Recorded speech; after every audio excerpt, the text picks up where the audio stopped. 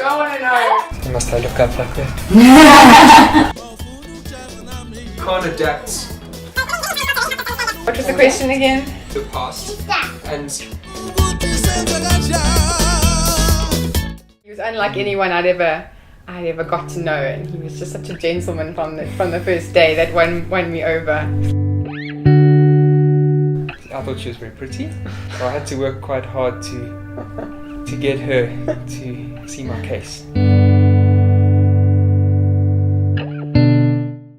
I worked for a construction company and they sent me there on a project when I was about 22, and I always wanted to go back and actually live there, and that's why we went. As newlyweds, it was a perfect time for an adventure, and we were game for anything. We ate anything. We did as much as we could in those 2 years.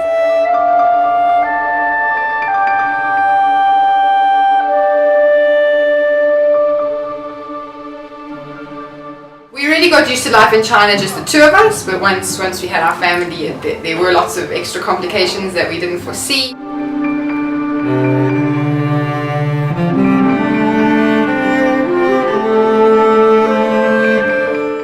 Living in a big city, I mean, we lived on the 28th floor of an apartment building. I had to haul my 9-month-old down with a sandpit in tow for her to actually get an experience of grass and sand and things like that. Where's Mama? Mama. Where's Zipporah? Poo. Pura! And where's Baba? Papa. Baba! It's 4 people in this family.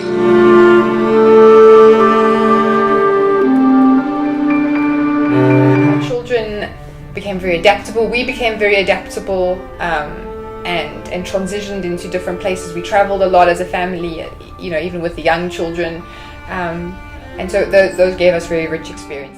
Zipporah, you dancing with your dad?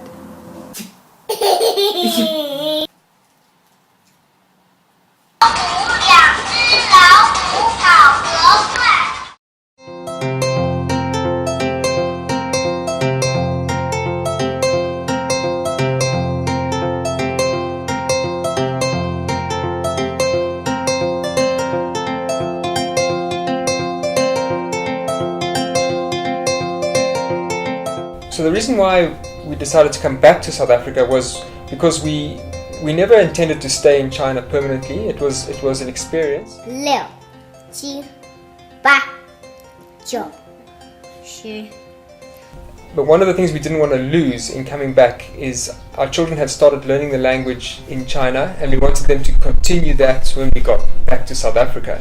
As a family, we didn't have the languages inside of our family. We all speak English as our first language, but we were committed to raising multilingual children. And so how did we go about that? We had to outsource it in some form, in other capacities. But at the end of the day, it's not a long-term sustainable option for families. Mangia sikatele, mangia sikatele, mangia seli. What is that? What's the song? What does the song say? What's it about? That means the cheese don't work. The cheese don't work. The shoes aren't working properly.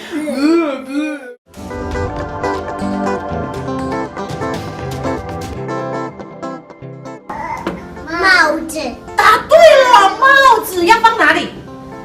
哦，在这上面，好，放上去，给他戴帽子，对不对？好。going out。哦，帽。Tata isithupha. Wonke umuntu phakamise isithupha sakho. That is Cooper. Tata isithupha. Jaden siphi sakhe isithupha. Tata isithupha. The children in their age groups will go to, they'll start in one particular language, in one particular class. That entire environment in that class is geared towards that language. The person who's in that class only speaks that language. The songs, the music, the posters, the food, everything about the culture is informed in that class, as well as the language. Then they might move to the English part of the day, which looks a lot more like a traditional preschool. We're covering the school readiness principles and themes that will get them to have an education in English.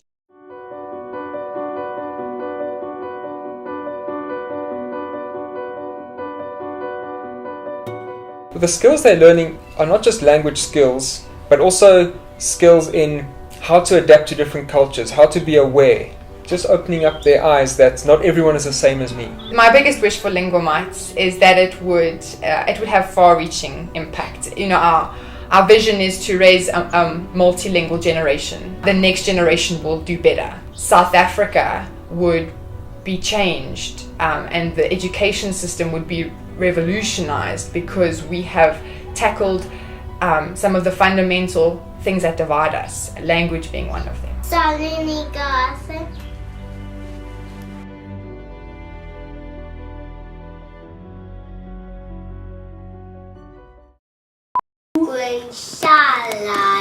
滚下来. Okay, now say it all together. No, I can't do it again. 小妈妈马步来，叽里咕噜，叽里咕噜，滚下来。 That's it. Now, Mum, you forgot to give me the sherbet.